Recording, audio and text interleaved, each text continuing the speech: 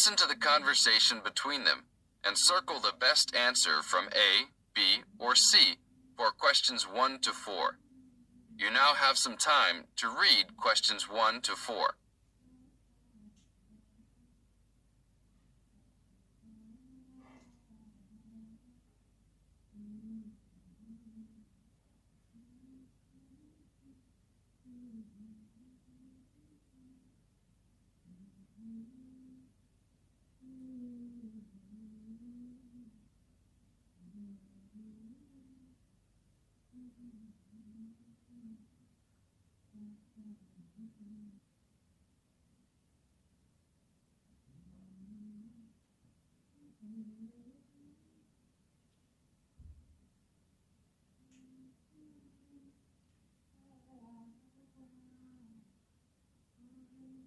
Now, we shall begin.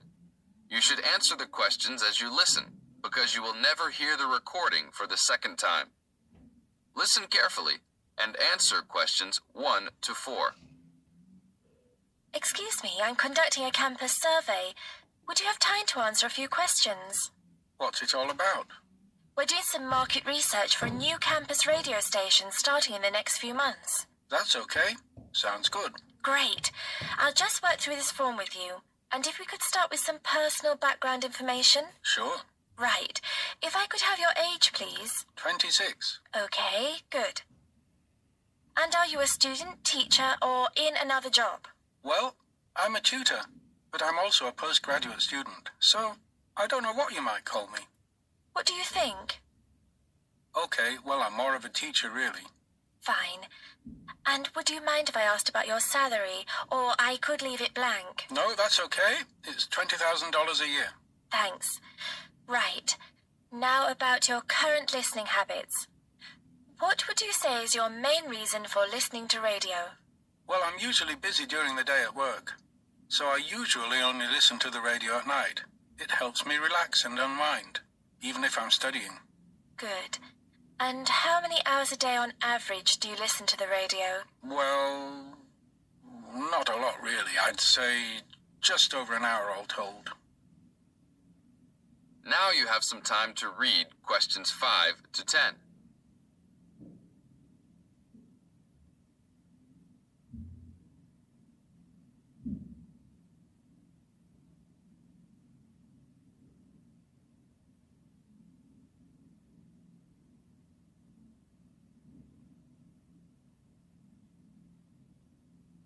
Now listen to the second part of the interview and answer questions 5 to 10. So, what are the 2 main times of the day that you listen to the radio? Well, for a little while around breakfast time, and then it tends to be later, after dinner, when I've finished any serious work I need to do. And what sort of radio programs do you like? I like the news, but I also like classical music. It helps me to relax. Fine. And turning to the new campus station, which type of programs would you prefer? I think the existing radio stations cater for my need for news. So I'd like to see programs about local information, providing a service to the campus community. And in the same vein, perhaps more for academic viewers, some lectures or relevant programs. Oh, I see. And if you had to give the new directors some specific advice when they set up the station, what would you tell them? I think I'd advise them to be careful about the quality of the broadcasts. The sound system. There are a lot of radio stations, and people can change their loyalty quickly if it doesn't meet their needs. I think they should do more of these kinds of interview too, talking with existing and potential customers. Oh, I'm pleased you think it's useful. Certainly, yeah. Good. Now, this station will not be fully funded by the university. So how often do you think it is tolerable to have adverts? I think, out of that list, I'd say every quarter of an hour. Of course, that's providing they don't last for 10 minutes each time. Oh, quite. And are you interested in attending any of the special promotions for the new station? Yes, I'd be happy to. As long as they're held on the campus or nearby. Okay, I'll note that down. And finally, may we put you on our mailing list? Well, at I'd prefer not, except for the information about the promotions you just mentioned. Okay. Can I have your name and address? Of course. I have a card I can give you. Oh, great. And thanks a lot for your time, and we look forward to seeing you. Yeah, sure. Thanks.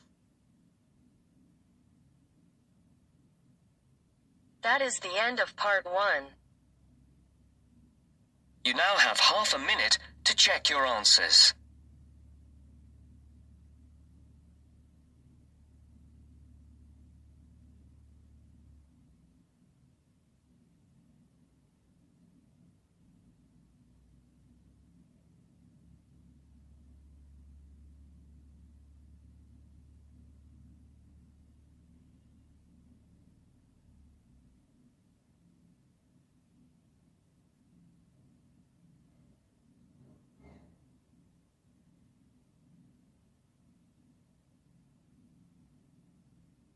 Now it turns to part 2.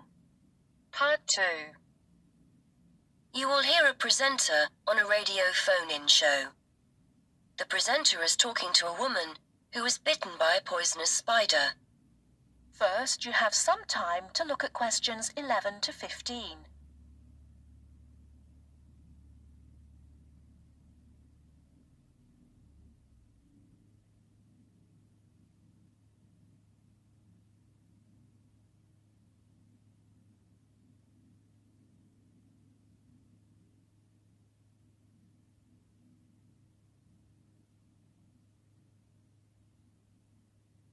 Now, listen carefully and answer questions 11 to 15.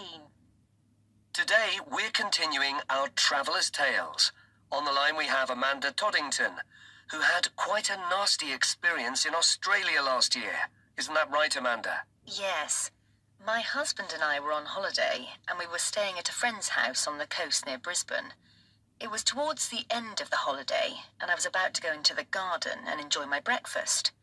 I walked out into the kitchen, slid my left foot into my shoe, and felt a tiny sting.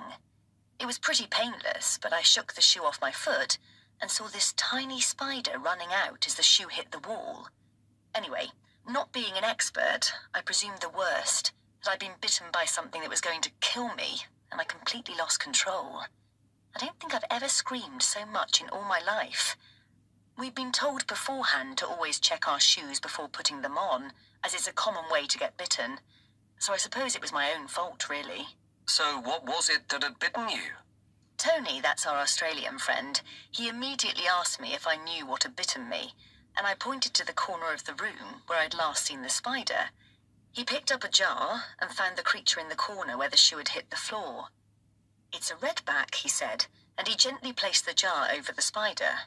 The funny thing was, we'd been talking about some of the creatures we needed to be careful of a few days previously, and as he said the name redback, the conversation came flooding back to me. In particular, the fact that the bite can be extremely painful. I've found out since that the redback is from the same family as the black widow spider, and it's the female that does the damage, which it turned out was what I'd been bitten by. You must have been absolutely petrified. You can say that again.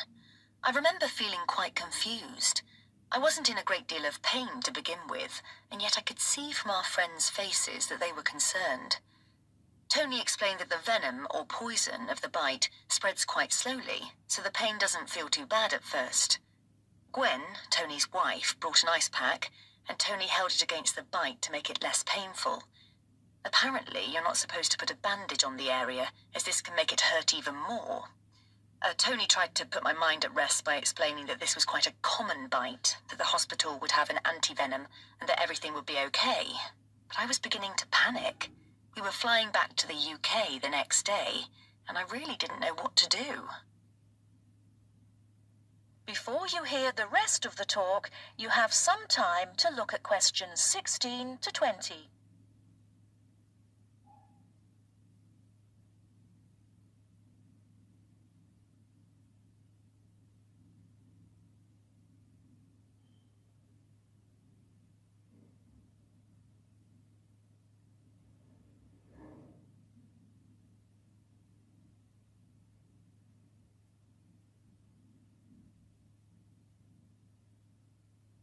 listen and answer questions 16 to 20. So, what did you do? Well, Tony phoned the doctor, who told him to check my symptoms for the next hour or two. As time went on, the pain became very intense, from my foot right up to my knee. My husband was on the internet and was reading out the possible symptoms. I wasn't feeling sick, and I hadn't yet developed a fever, but I had a terrible headache, and my foot was beginning to swell up. At this point, Tony decided to take me to the local hospital to be on the safe side. I really didn't want to go, as I had visions of being kept in for days and all our plans being spoilt. But Tony and my husband insisted. When we got to the hospital, I was relieved to see how casual everyone was when Tony explained I'd been bitten by a redback spider. They told me to take a seat and got on with their work. And did you receive any treatment? By the time I got to see a doctor, the pain was very intense indeed, and I was getting quite upset. The doctor decided to give me a dose of an antivenom, which he assured me would eventually deal with the problem. Unfortunately, he also explained that it wouldn't have an immediate effect and the symptoms might last for several days. But the story has a happy ending. My husband managed to book us onto another plane 1 week later. And even better news was that the symptoms of the bite finally cleared up after about 24 hours. Within a couple of days, I was back to normal again. So thanks to the spider, we managed to extend our holiday by a week.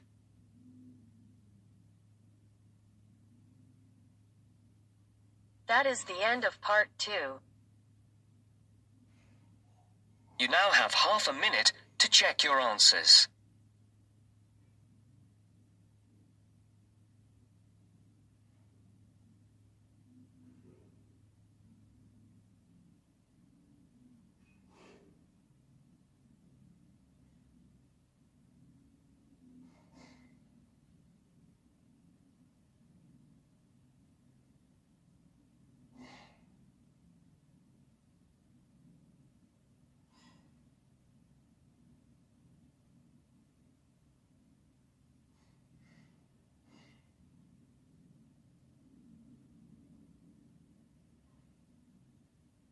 Now turns to part 3. Part 3. I have with me today Matthew East, a registered osteopath and a supporter of alternative techniques in healthcare. Matthew, can you tell us more about osteopathy? First, you have some time to look at questions 21 to 26.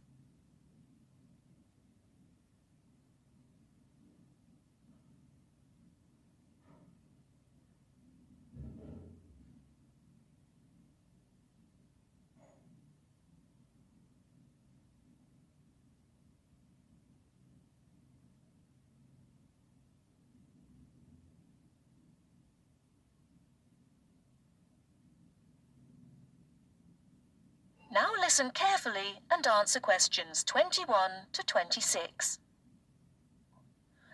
Over the past 50 years, there have been some radical changes in medicine as it is known in the West. This is largely the result of vast improvements in technology, but also in the rising importance of alternative treatments. I have with me today Matthew East, a registered osteopath and a supporter of alternative techniques in healthcare. Matthew, can you tell us more about osteopathy? Well, perhaps the first thing I should say is that the term alternative is actually a little misleading, as I am referring to approaches and attitudes to health that were in common use long before Western medicine was established. I prefer the term natural. Anyway, I'll begin by telling you a little about osteopathy. Basically, osteopathy is the manipulation of muscles in order to alleviate stresses and tensions that lead to pain. Now, unlike Western medicine, osteopathy considers the whole body, not just the affected area. And this is a very important principle of natural remedies. The whole body must be considered before a course of treatment can be decided upon. You see, the aim of therapies like osteopathy is not only to repair the body, but also to get the body treating itself. And this does not come from treating the symptoms. To give an example, I recently treated a 2-month-old baby who was screaming all day and was even worse at night. The couple had taken the baby to their doctor, but the only advice they were given was that the baby would grow out of it. However, the real problem stemmed from a difficult birth, which put pressure on the baby's neck. After 10 minutes of gentle manipulation, the pressure was released, and within 20 minutes the baby was quiet and calm for the first time. This was achieved without drugs or operations. Avoiding such invasive methods of treatment highlights another of the differences between Western medicine and a more natural approach. You see, Western medicine often uses surgery in order to find a solution to problems that could have been addressed with simple remedies. A medical approach that looks closely at how essential an operation is before it is performed would offer patients a considerably less stressful method of treatment, not to mention the financial savings. Natural remedies actually amount to about 10% of the cost of a Western course of treatment. Before you hear the rest of the talk, you have some time to look at questions 27 to 30.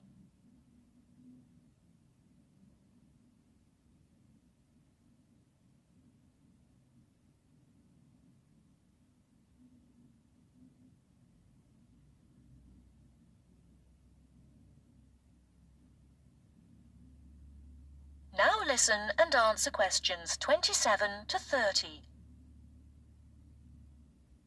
I'd like to mention the subject of surgery again a little later, but I would like to say at this point that there are those that claim that the benefits of osteopathy and herbal therapies are largely psychological, that they have not undergone the clinical trials that pharmaceuticals have.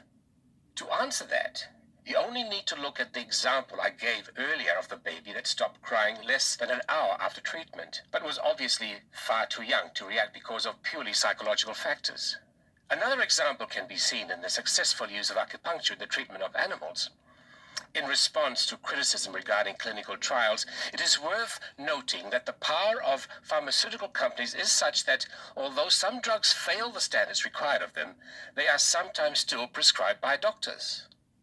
Moving on to another point, it should be stressed that natural remedies, in addition to having no side effects, can also be applied to any patient. Now, I'm not suggesting that the same treatments are used indiscriminately. Although natural remedies can be used with any age group, the treatment selected is very specific to the person. By this I mean that not only the general health of the patient needs to be considered, but also their habits, diet, and lifestyle in order to build a complete picture. However, I am not suggesting that we should reject Western medicine entirely. In fact, there have been occasions when I have referred patients to their doctor, as I felt that in those cases it was the most suitable course of action. There are many situations in which it is by far the best option. Take emergency surgery, for example. Obviously, more natural remedies do not provide the speed required in such cases. The best solution would therefore be an open-minded combination of the two forms. Well, thank you very much, Matthew. That was a very interesting insight into natural treatments. Next week, we'll be inviting Dr. Moore. That's Moore, onto the program to argue his case as a doctor. Until next week, then, goodbye. That is the end of part 3. You now have half a minute to check your answers.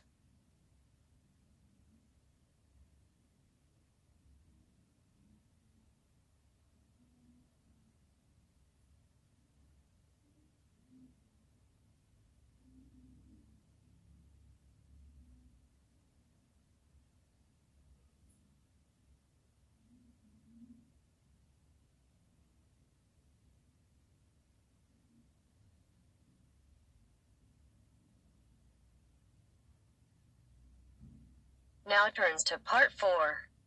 Part 4. In this section, you'll hear a lecture on coral reef. First, you have some time to read questions 31 to 40.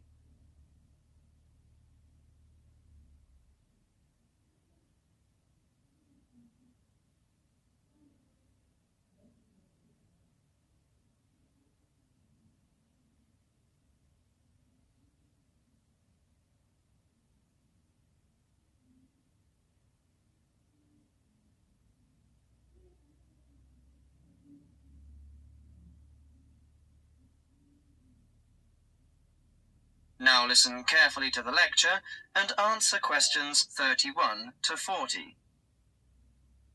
Do you fancy diving in the wonderful world of coral reefs, green sponges, colourful fish and red crabs? It is a rich garden beneath the waves. But how much do you know about the corals? Are they animals or plants?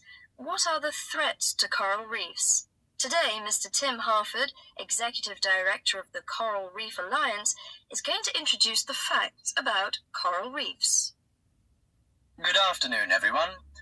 Coral reefs are one of nature's most magnificent creations. It is filled with thousands of unique and valuable plants and animals. Over 1/4 of all marine species depend on healthy coral reefs. Humans also depend on coral reefs.